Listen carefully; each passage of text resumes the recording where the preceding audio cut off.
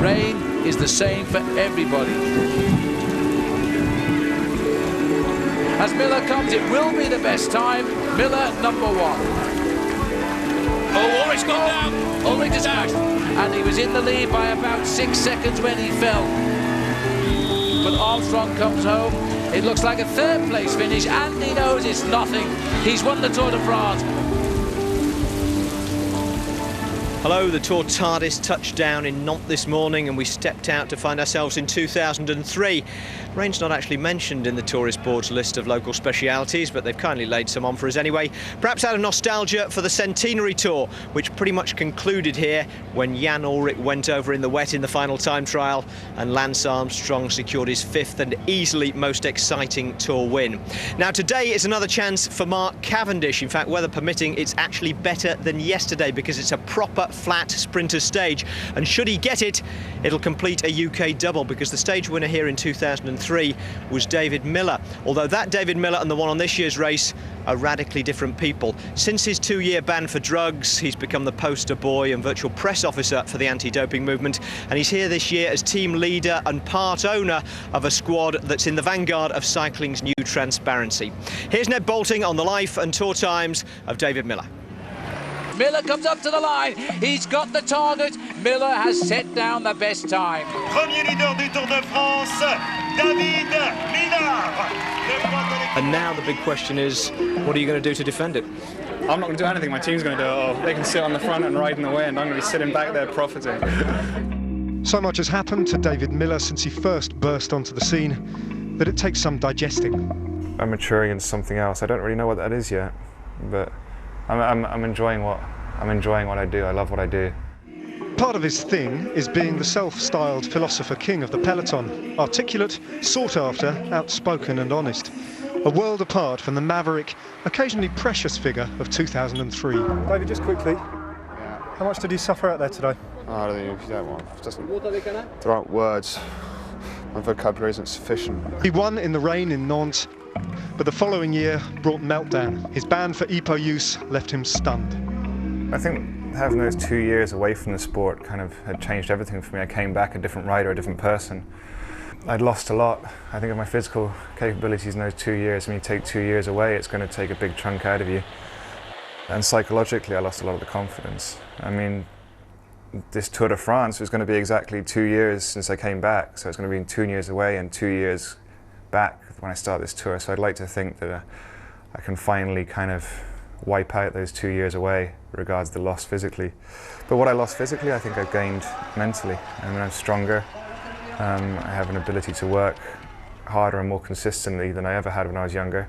And I don't know, I mean, I love it more than I ever did before. So, I mean, it's kind of, it was a blessing in a disguise, I think. It's been a struggle. This is only his second tour since returning. Reborn now in the white of a team he jointly owns. We want to make a difference, and I think that's what, and we want to kind of enjoy the sport again and kind of let the people who love the sport have something to believe in, and that's kind of the core reasons behind our team. Last year, by his own admission, his form was uncertain. This year, he's brimming with aspiration, even if familiar misfortunes still haunt him. At the Giro, for example, he broke a chain. What already is a very rare occurrence, a chain snapping, but having it happen at the most definitive moment in a 203-kilometre race, when the kilometre to go kite is literally touchable, was just, I don't know, kind of made me a bit angry.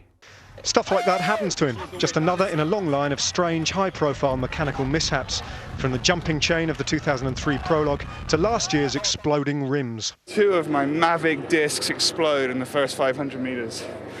The car wasn't nearby, so and then I didn't give up. I went as hard as I could to the first time check, and I'd said in my head, if I'm at a minute or under, I'll keep on going, but if I'm over a minute, I'm just shutting it down. I don't know whether I'm just cursed or it just happens to me at the most inopportune times, because I think everybody has these mechanical problems. I just tend to have them when they're at the most visible to the world. The tour, I have a very kind of, I keep a place in my heart for Tour de France. It's the reason I do it all. It's the kind of, and I have a very close relationship with the organisers and with the ex-director Jean-Marie Leblanc and now the current director Christian Prudhomme. and I do feel that it's kind of family there. I love the race, and it's something that I just love being part of, and if I can kind of be at 100%, then if I win, I don't mind, as long as I can be part of the race. Interesting and articulate as ever, David Millar, and there's his family this morning setting off for a day's ride through the Breton countryside. After yesterday's detour to Saint-Brieuc, the race off south in earnest now. Let's take a look at stage 3, 208 kilometres from Saint-Malo down to Nantes, roughly Edinburgh to Aberdeen if you want a handy reference. 362 kilometres of the 3,559 race so far. And unlike the rolling terrain of the first 2 days, almost nothing on today's profile except wind, rain and 3 intermediate sprints. And there was plenty of both, wind and rain that is. Another day for the Caisse d'Épargne Diplomatic Protection Unit to shelter their man in yellow. Alejandro Valverde leads the race from a bunch of his rivals, starting with Kim Kirchen. Cadel Evans is 5th and David Millar 7th, all of them just a second off the lead themselves.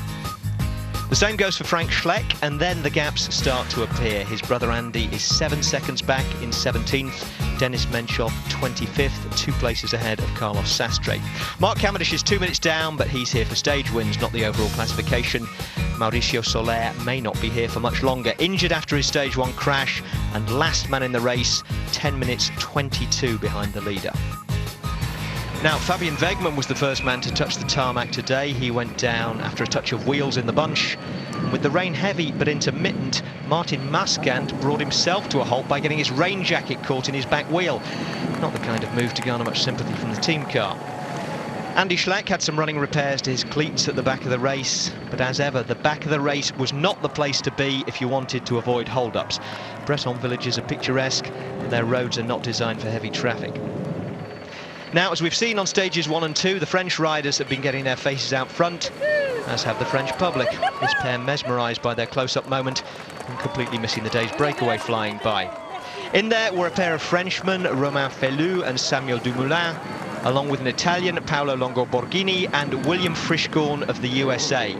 They built a lead of 15 minutes at one point, but as we pick it up with 56 kilometres left to race, that's been pulled back to under 7 minutes as the bunch begins to take an interest. There is Kim Kirchen has moved up. He's 2nd overall in the race as well as leader of the green jersey. And Valverde talking to his teammates. They've gone into the sort of wooded section again, but you can see by the leaves there just how strong the wind is blowing today. And don't forget now, we've nearly been in the saddle for 4 hours, so legs are beginning to get tired. I think, Phil, looks like there's going to be a manifestation here, a strike on the side of the road, and I think this is there's the organiser of the Tour de France, Christian Prudhomme, is saying, right, for the moment, please don't stop the riders. Your protest has been heard, it's been put across, but do not stop the Tour de France. Allow the riders to go through, because they've got a job to do as well. Now then, here come the 4 leaders. I think they're going to get through. It won't cost them a lot of time. 6:54 as they get into the problem. And a round of applause for the riders. They've gone through anyway, so I think the day was won there with a little bit of diplomacy from Christian Prudhomme, the race director of the Tour de France, who made sure television cameras put their point of view across, and then they stepped aside. The race is through. 6:56 has gone up 2 seconds. I don't think that could be right, but still. I have to say that was very quick thinking by Christian Prudhomme to get in there with the television cameras. The protesters got their message across, and they pretty much allowed the Tour de France to continue. Those guys were slowed down, but at least they weren't stopped, and we've seen that in the past where the race has been stopped because of protests. As we try to get back to the action here, gently now, a helicopter clearly is back up, so looking down on the leaders of the peloton, the echelon definitely forming at the front now, and a lot of anxious riders trying to keep their position at the front and not lose position. Any moment a change of wind direction now will split the field, I'm sure of that. Seems to have lost a little bit of impetus for the moment at 55 kilometres to go, inside of 7 minutes. And this is what it's like at the back end of the main field when the rain starts to come down. It's put on the raincoats, take off the raincoats, put on the raincoats, take off the raincoats, and it's going to be one of those days. That rider at the back there was John Gadret. He's a rider who I would expect to see come to the front of the Tour de France once we come into the mountains. But again, Phil, it really is unpredictable, the weather. Well, it is, and I must say that the only good news about the rain here, it doesn't seem to last very long before it actually goes off again, but when it comes, it is really heavy, isn't it? It is terrible. It's just one of those days when it's raincoats on and off and on and off for the whole day. It makes it a little bit dangerous at the back because you've got riders moving up and down to the team cars. There's a lot of traffic at the back end of the main field, going to get gloves, going to get dry hats, going to get raincoats, and then taking them off again. And bit of chaos for the domestiques on a day like this. Yes, and once the pressure goes on, it's very difficult to do anything at all except just leave on what you've just put on and sweat it out, because sometimes there's no time to take it off. John Gadway then, he rode his first Tour de France last year, finished 54th. Big hopes actually that he will eventually ride a great Tour de France as we go through on the Forêt de Millar du Gavre. Yeah, it's a state forest that we're looking at here, Phil. It's 11,500 acres, and originally it was owned by the Dukes of Brittany way back in the 13th century. And the amazing thing about France is that France has seriously managed to preserve a lot of its forested areas. Well, it's a beautiful forest indeed. It is extremely dense here, and many of the trees are up to 100 years old apparently. There'll be deciduous and hardwood trees here, and dead straight through the forest as well. They hacked their way through that one, didn't they? This is Thomas Voigtler here. He's had 2 really good days of attacking cycling. It's given that lead in the King of the Mountains. Day off for him today, no points at all available, so he'll be on the podium later. And now he's moved from the back. Remember, for 2 or 3 hours he sat at the back of the peloton. He sensed, and he's a very clever rider, he sensed that things were changing, so he's put himself right to the front just in case things go awry in the next half an hour or so. Yes, a clever rider. In fact, he's a rider who I think is just reaching a certain amount of maturity now. You know, when he got the lead in the Tour de France, so that was back in 2004, he was only 24 years of age, but he showed his guts and courage on that occasion by battling to keep himself in the lead. And one day, I remember in the mountains, when Lance Armstrong was trying to take back the lead, he was dropped on about 7 different occasions and battled his way back into the main field and held on to the yellow jersey. And he earned the respect not only of the French public but also of Lance Armstrong at the time, who congratulated him for his courage and tenacity. And that same year he actually finished 20th in the Olympic road race, and that was in Athens. So just looking down at the main field, the gap now seems to have stabilized out a fraction, and it's been locked in at around about the 7-minute mark, and I'm a little bit surprised at that, but maybe it's just the lull before the storm as the riders continue to make their way through this forest. And the weather, just look at that. At the finish line here, it is absolutely dry. It's a dry road surface, but just 30 miles away, these riders are being subjected to this incredible cloudburst once again. Liquid gas. Now, this is the back end of the field. There's a couple of riders from Team Garmin Chipotle there. They're pretty happy with their day here this afternoon because, of course, they know that they've got a man in the breakaway, and Team Garmin Chipotle. This is the point where the protesters were just a little while back, and they've moved back off the road. They made their protest. They slowed the race down a fraction, and now they've allowed everybody else to get it back up and continue with the tour without too much of a hazard. And welcome back to our coverage here on ITV4 of the Tour de France. Well, today we're heading down south to Nantes, the last stage in Brittany. This, by the way, was one of the original towns on the first route in 1903, before the riders rode all the way to Paris from Nantes. Well, the first email we have to answer today comes from Una and Peter Moores, and they ask, who is your favourite to win the Tour this year? Well, my favourite always has been, he's been training very hard all season, the Australian Cadel Evans, who finished second last year, and without Contador here, I think he must have a chance. Who about you, Paul? I think I'd have to go for Alejandro Valverde, who's looked pretty good since the start, and I think his time trialling ability has improved as well, so he's the man to watch, I think. Well, he set himself a tough target to try and lead this race from day one, that's for sure. We're going on then, let's have a look at Len Minette from Norfolk. Who is the oldest rider in this year's race, and who is the oldest rider to win the Tour? Well, I'll take the easier question, because I think the oldest rider in the race is Stefan Goubert. He's 38 years old and a few months. But don't forget, today happens to be Eric Zabel's birthday, and he's 38 too. And he once won in Charleroi in Belgium on his birthday, so maybe he'll win today. He's a sprinter after all. Well, the oldest rider to win the Tour de France, that happened in 1922, and his name was Firmin Lambeau, and he was 36 years of age. But we have had a number of winners at 34, not least, of course, the last one, Lance Armstrong, won at 34 years of age. Gino Bartoli of Italy.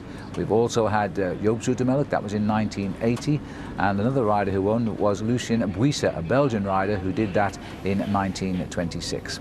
All right, let's move on then. Arthur Brown from Shrewsbury. I have seen the French and German national champions jersey in the peloton, but where is the British one? Well, I guess the simple answer is, Paul, that the British champion isn't riding the Tour de France, but he won his title on the 29th of June, and we can now go to Matt Rendell to tell us more on that. Duncan Park in North Yorkshire was the setting, and 204 rolling Yorkshire kilometres the route for 150 of Britain's best riders, amateur and professional, national and international, including Mark Cavendish and David Millar. The early lead taken by Ian Wilkinson of Science in Sport ahead of a small chasing group.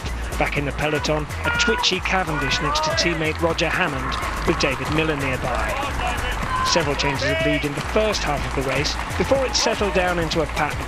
A breakaway group of 12 men with some big British-based riders: Dan Lloyd, Dean Downing, Tom Southam, Rob Hales, but no Millar or Cavendish.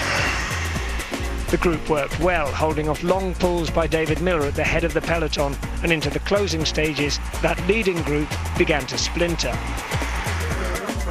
The weather was always going to play a part, and as the finish line crowds waited, the rain came down.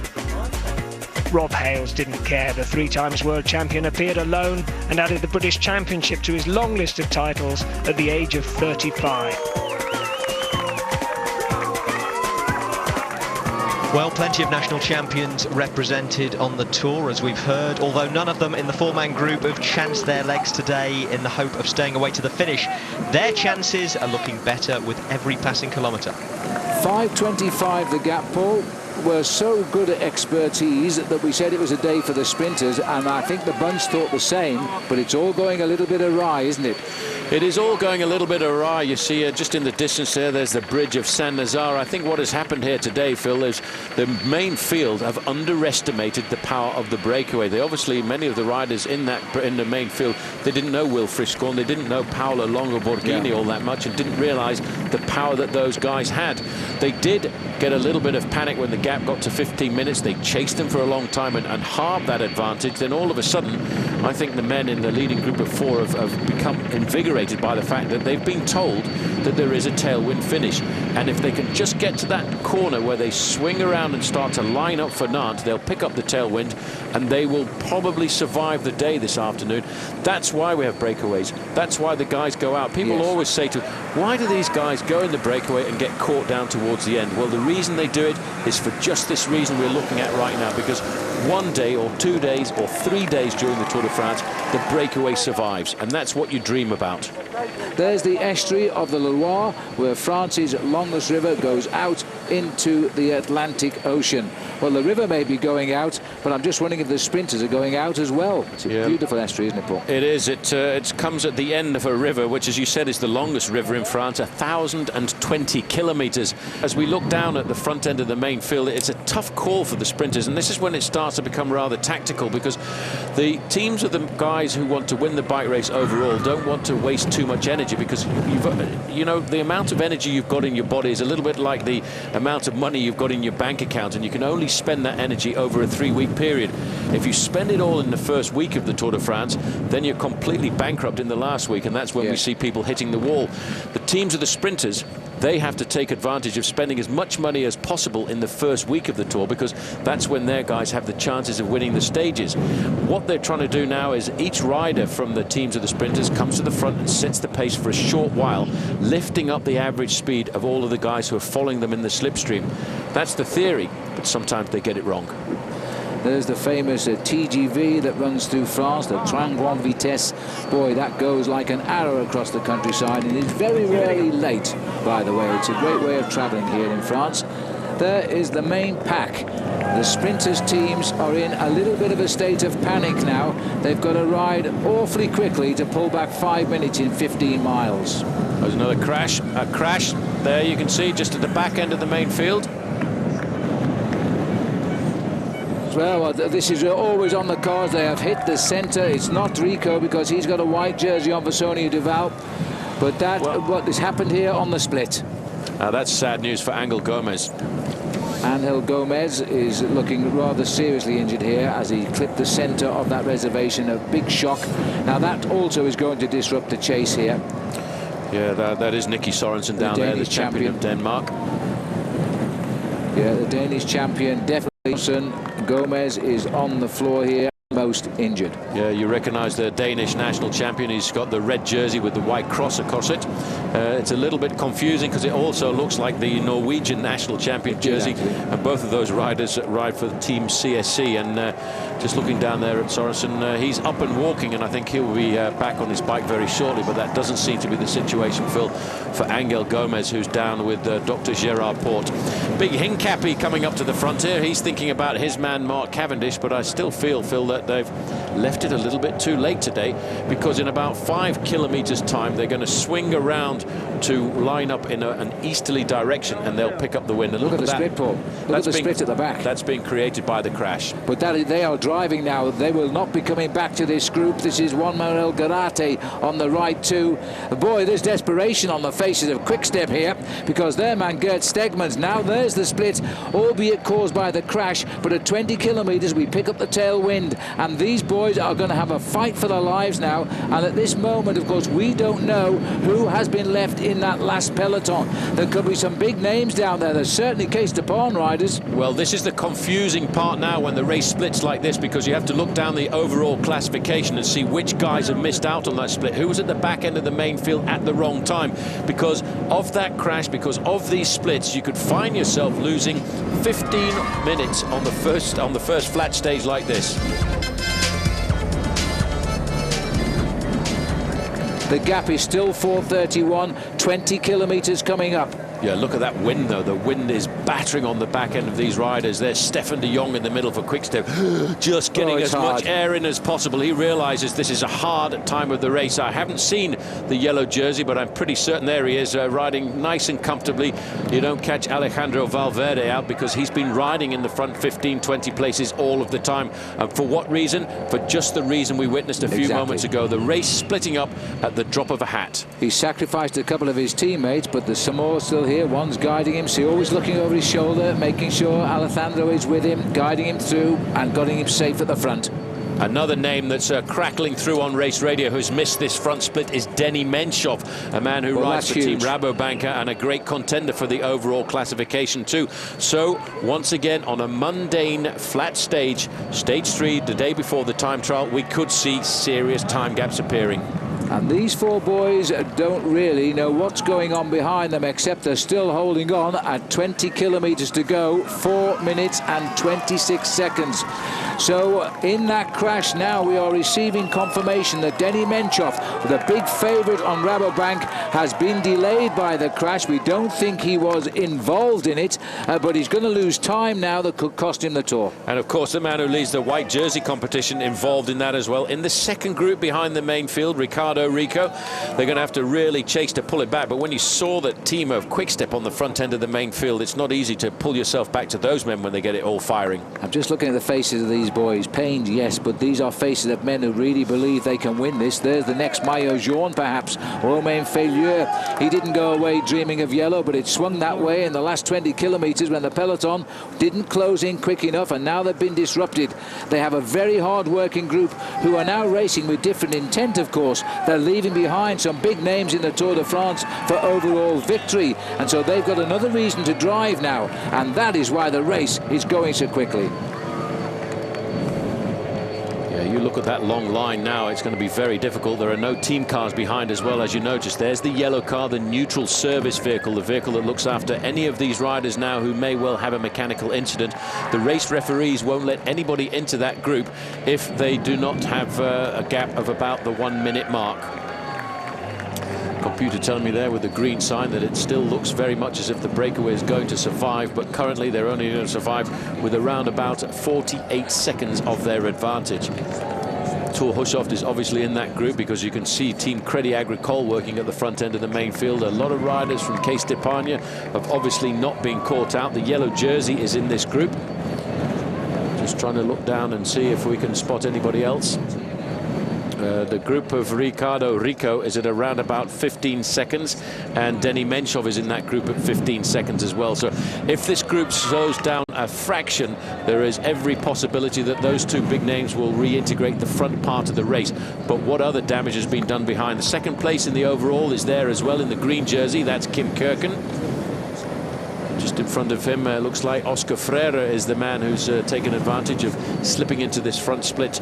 Around about 60 riders in this front split. It happened just at a moment when they went round one of the directional islands. There was a little bit of an accident halfway down the main field, and all of a sudden the hammer went down. 17 kilometers to go, 4 1/4 minutes. You see the hands going up for the riders there to indicate there's another little bit of danger in the road. The policeman was there too to indicate to everybody, watch out, another directional island. These riders do communicate amongst each other at times like this. Yellow jerseys comfortably there, but that is not a very big group at all. Well, it is actually. There's a group coming back there. Just waiting for the next group. It's coming down all of the time, Paul. The computer is saying there will not be a catch, but it's going to be desperately close. Computers make mistakes. That looks like the whole of Team Barlow down there driving. Well, just looking at this group, I think this is the second group at around about 15 seconds. Denny Menchov is in this group, and so too is Ricardo Rico. So they will be battling to try and get themselves back into contact.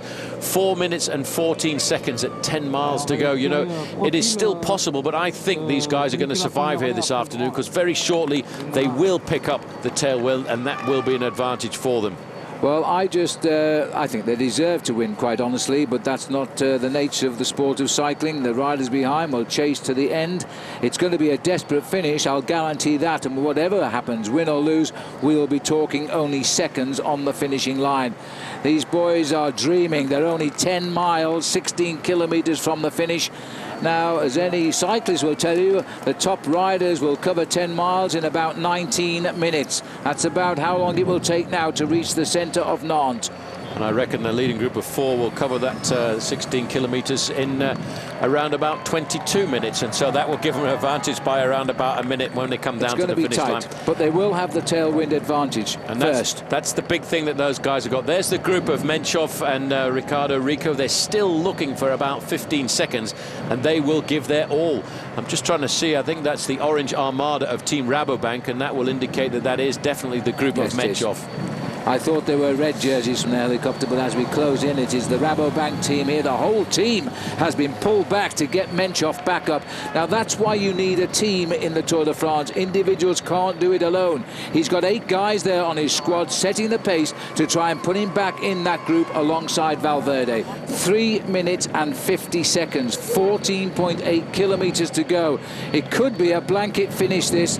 The excitement, though, is easing because the group behind is about to merge, I think, Paul. So it's 15 kilometres for the leading group of 4. They're inside of 10 miles to go to the finish. And I have a feeling just last time we look back at the main field, they seem to have lost a fraction of their impetus, and that will again give the advantage to these guys. They're still riding at a fairly high tempo. They're still averaging 45, 46 kilometres an hour. You can see the big rain clouds behind them, but here at this point they're starting to pick up the advantage of the tailwind, which will push them up to the finish. We're hearing from the race radio. It's officially 3:45, and we'd better talk seconds because it might be the difference between win and lose the stage today. The peloton under pressure. They're picking up this tailwind now. The leaders are doing their best. It's 110% from those leaders now as they continue to race towards the line. It is going to be touch and go. Will they get there? I think they might do this.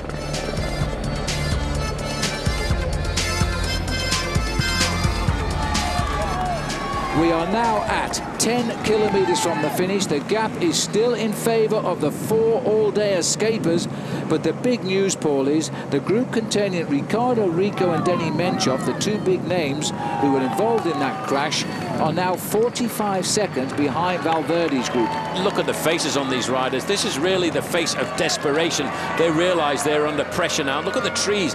It is battering down on the main field of the Tour de France, battering on this group as well, as it has done for 3 days. There are a lot of tired bodies here, and as we get closer to the finish, those 4 riders in front, Phil, I think today have done absolutely enough to survive. What's happened down there? Looks like a quick-step rider there. Well, that was a strange place to fall. He must have been in that group and just touched the wheel. Well, you know, everybody, Phil, is extremely tired just now, and all it takes is a moment of misattention. Let's have a look where it happened. Just at the back there. touch of wheels as they ran up the inside down that shoulder there and left him lying in the road. Thankfully everybody missed him, including the following police riders there. Well, Menchov and Rico are still looking for 40 seconds to catch up the rest of the main contenders who are in the main field in front. I haven't seen Cadel Evans, but I'm pretty sure the way Cadel Evans has been riding, he is in that group of the Maillot Jaune. He'd ridden at the front end of the main field for the majority of the day. These 4 riders now, Phil, with 6.5 kilometres to go, have got to try and figure out, how am I going to win this stage? An opportunity like this from a breakaway does not come very often in a career, maybe once only. And if you make a mess of it, you'll regret it for the rest of your life. Absolutely. There's Christophe Moreau, and he's in a group a little bit further back. He's encouraging a few riders to try and ride to reintegrate one of the groups in front of him with the French national champion Vaugondi, but they don't have too much to worry about because they, as a wild card selection for the Tour de France, will have got a man in the breakaway and a man who's got a very good chance of taking the overall lead tonight, Romain Felu. And there he is on the front. Yes, he knows what's waiting for him at the finish, and he's going to be a national hero. It's like Thomas Voigtler was a few years ago when he led the race for 10 days until Lance Armstrong finally took control. But Felu, he came into this race with no intention of being in yellow, but this was a race which was always on the cards to do this. This happened, you know, back in 1966 when Lucien Aymar won the Tour de France. He broke away on stage 10 and he got a lead of over 7 minutes while Jacques Anquetil and Raymond Poulidor looked at each other. He was on the team of Anquetil, so he wouldn't chase, and then he was able to ride the mountains with the big boys. Result, Aymar won the Tour and Anquetil, I think, didn't finish. Well, that may well have been the situation there. I don't think these guys are going to steal the lead and take it all the way round to Paris, but they are certainly going to steal the lead at the end of today. They said that about Aymar in 1966. Well, yeah, I don't remember that, Phil. No, well, you wouldn't be, not as old as me. But I tell you one thing, Romain Felu is thinking about the yellow jersey. The way he's riding at the front there, he's putting so much pressure on that move at the front that I think he's sacrificing his chance of winning the stage here this afternoon, because he reckons 2 or 3 minutes, he may well be able to hold that in the time trial, because it's not a long time trial that we normally have at the start of the Tour de France. It's only 29 kilometres in length, as opposed to what is normally a time trial of 45 to 50 kilometres. So he's worked that out already. I completely agree with you there, Paul. I think he'll just race for time and then let the other 3 fight out the stage win at 4 kilometres to go. Well, it's definitely not going to be caught now, just inside 3 minutes. Must keep at least 18 seconds of that lead. He'll have all of that. And this is the man who will be last to start in the time trial tomorrow as the new leader of the Tour de France, Stuart O'Grady, dead centre in white. He's been in all of these situations before. He crashed out of the Tour de France last year on what was the Black Wednesday for Australia, when they also lost Michael Rogers. Funny thing, Stuart O'Grady, the last time the race came here as a bunch sprint, Stuart O'Grady was 5th on that occasion. Today he's finding himself having to work for the team, charging into Nantes, and he obviously knows the run into the finish because he knew which way to go around that corner. Well, thank heavens they've all got round that corner, the roundabout, as they come back into everybody together again. Remember the tailwind, that's stretching that line out now at 60 k's an hour, and the boys at the back are going to be right on the nose of their saddle there, with their nose touching the extension. Well, Denis Menchov is still hovering at 30 seconds. Race Radio is telling us behind the group of Alejandro Valverde. 3 kilometres to go, Phil. That is around about 4 minutes. We will now know whether or not Romain Felu is going to be the new leader of the race. Well, I'm sure we know he's going to be the new leader of the race, but by how much?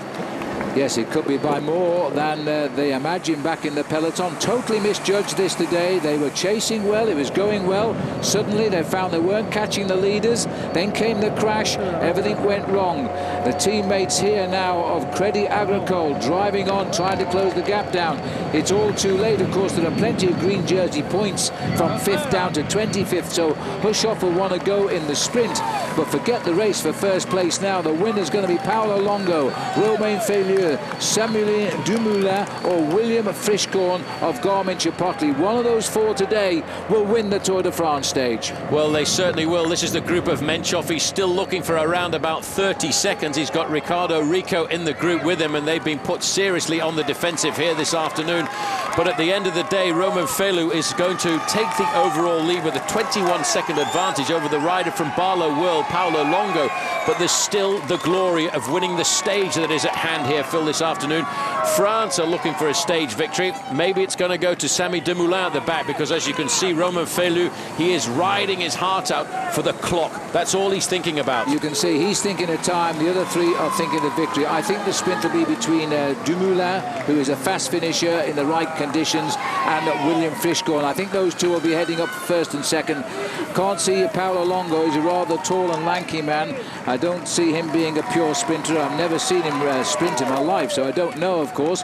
The other riders will be doing just what I'm doing, and they're setting. There goes the attack. Dumoulin's not leaving it to the sprint, and Will Frischkorn is going after him too. Paulo Longo a little bit slower. Romain Felu, he tags on the back. All he want to do is hold on there. That's a good attack by Dumoulin, Paul, but Frischkorn is up for it. Well, Frischkorn has seen this. He knows he's got himself a chance of winning a stage in the Tour de France. So these two riders here are extremely tired. Now, they're the ones who are first and second overall in the standings at the end of the day, but I think the legs have gone. But Romain Felu has said, I've got to go for this. He wants every possible chance of staying in contact. He doesn't want to give any time at all away, but you can see Frischkorn has caught Samy Dumoulin there, and the Frenchman Felu, I think now Phil is going to come back. Well, that was a bit of excitement, but I think it's all about to come together again. 900 metres to the finishing line, and Felu is going to go straight by them, and Frischkorn must react. This boy is going to go out on a high in yellow, and as a stage winner, Frischkorn goes again. He drills himself here, but he's taking with him Dumoulin, who may still have some legs left. Forget Longo, he's gone now, but this is a French Tour de France just at the moment, because Romain Felu, one win this year. He's only a kid, by the way. He's 24 years of age. He is in yellow tonight, of that there is no doubt, but Dumoulin is coming back, as is Frischkorn, and Frischkorn is going to have to go now, because it looks as though Samuel Dumoulin, who has ridden the Tour de France on 4 occasions, is going to get his day, but Felu will not give up. He has kicked again. He's back into his slipstream. This is an awful long kilometre for these rides. Come on, William Frischkorn for Garmin Chipotle, but on the line, Frischkorn, it was the way we thought, Paul. Dumoulin gets the win, Frischkorn gets second, Felu gets third, and the Maillot Jaune, and Paulo Longo. 4 musketeers who beat the peloton today in Brittany. I tell you what, that was an awful long way. That was probably the longest final kilometre I've ever experienced, and Samy Dumoulin used all of his experience there to go with the moves. He started the move outside of the kilometre. He was caught, he was passed, he dragged himself back in. Will Frischkorn, I think, getting himself a very good second place there. You could see the fatigue all over everybody's face there, and now we're going to see that Romain Felu will get himself the yellow jersey at the end of the day, and he certainly will not be upset about that at all. Now they've still got to sprint out, because whether or not you feel it's important, 5th place is important for the sprinters, Phil, because as far as they're concerned, they have to get points on every individual stage. There's Robbie McEwen sitting in the middle there. Thor Hushovd over on the left-hand side. He needs to get himself some points, and Robbie Hunter's not too far away either. Well, Hunter's there, but it looks like Robert Foster's trying to come over the top here as well. No sign of Thor Hushovd, just peeping in. The green jersey of Kim Kirken in the backdrop there. But this is going to be Francisco Chiki, I think it is, on the far right. No, here comes Robbie. Well, would McEwen have won the day? Who knows now, but he's certainly going to come, as Eric, at 38 years of age, takes Robbie on right on the line. I'll wait for the photo. This is the group of Ricardo Rico and Denny Menchoff. Menchoff there in 3rd position, coming up to the front. He's not scared of doing a little bit of work for himself, but it's the clock that's going to tell just exactly how much time he has lost today, and he will not be happy with that. No, he's lost around about over half a minute here, Denny Menchoff, and the white jersey of Ricardo Rico, 4th in the line as he comes over it, about 2:41. Right, let's take a look at today's stage result, and it is a result as far as the French are concerned. Samuel Dumoulin ahead of Will Frischkorn and Romain Felu in a 3-way tired man sprint, with their fellow escapee Paulo Longo Borghini 14 seconds adrift. Robbie McEwen led home the chasing bunch ahead of Eric Zabel, deprived by the breakaway of the chance to sprint for the win on his birthday. Mark Cavendish was 6th in that second sprint, 10th overall, disappointing on both counts. David Millar came in 25th in the same bunch, along with Alejandro Valverde, Cadel Evans and Carlos Sastre, all in the same time. Dennis Menchoff, though, was another 38 seconds in arrears after getting caught behind the crash. So was Ricardo Rico. Well, a home win is always good for morale on the Tour, especially since the French don't have a contender for overall victory. And after a respectful pause to let him celebrate the win with his girlfriend Magali, Matt Rendle made his move on Samuel Dumoulin. J'arrivais pas à gagner cette année, je marchais bien, j'avais pas de réussite et putain, je sentais que j'étais bien et je me suis dit aujourd'hui c'est ton jour. C'est énorme, je suis trop content. Well, as first wins of the year go, I should think a Tour de France stage is probably good enough to get Samuel Dumoulin off the hook for the rest of the season. Mark Cavendish has plenty of wins this season, but hasn't had a sniff so far in the Tour and wasn't much in the mood to explain why. Mark, the chase down didn't quite work there. When did the order go out? What for? To chase them down. As soon as the break got away, really, you know. Yeah. Did you give the order? Were you talking to your teammates there? No, the director was. What have you learned over the past couple of days, Mark? Nothing. Don't need to learn anything now. Well, Team Columbia's PR department might not agree with that. No doubt Mark Cavendish's stage will come, but today's heroes were all domestic. A French stage win and third place for Romain Fellou, more than mitigated by the fact that he takes the yellow jersey as the new leader of the Tour. Here's what today's stage has done to the top of the standings. 3 of the 4 men in the break have leapfrogged the rest of the field. Fellou leads by 35 seconds from Paolo Longo Borghini, with William Frischkorn at a minute 42, just ahead of this morning's race leader, Alejandro Valverde. Behind him, the gaps stay the same to David Millar and on through to Cadel Evans and the rest of the big names, with the exceptions of Denis Menchov and Ricardo Rico, who both lost the best part of 40 seconds today. Well, at least one breakaway always succeeds in every Tour, and really the peloton, Mark Cavendish's Columbia team included, had no one to blame but themselves and their own disorganisation for miscalculating the catch today. I suppose they could, if they wanted to stretch it, point to the road blockade, and incidentally, should they ever want any advice for dealing with protesters, they could always turn to the former 5-Tour winner and current race official Bernard Hinault. The race director himself, Christian Prudhomme, handled it with diplomacy today. Pity for us that he didn't delegate it. Here's a shot of Hinault having a full and frank discussion with some protesters in 1984. Now then, it's the usual order of end of show business today. A look at the stage for tomorrow in a moment. One of the windiest openings to a Tour de France that I can remember. I suspect that the riders will be happy to get away from the coast and out of Brittany. If it's blowing tomorrow though, there'll be no sheltering in the bunch for the favourites, or anyone else for that matter. It's the time trial. Now, it's not long, just 29 kilometres, a circuit out from and back to the town of Cholet, but conditions could make it feel a lot longer, and it could well create some real time gaps among the big favourites for this year's race, or in the case of Denis Menchov, extend them. We'll have highlights of stage 4 for you tomorrow night at 7. Don't forget, you can see the whole of the stage on the red button if you're a Sky Satellite or Virgin Cable subscriber. And also don't forget to log on to itv.com/tour to send us any email questions you've got or download the podcast. Bob Roll makes his debut tonight, incidentally. All right, that's it for tonight. There'll be no breakaway tomorrow, we can guarantee that, but there will be a shakeout among the Tour favourites, as well as a Frenchman heading last down the start ramp wearing the yellow jersey. Join us at 7 o'clock tomorrow night for stage 4, the individual time trial.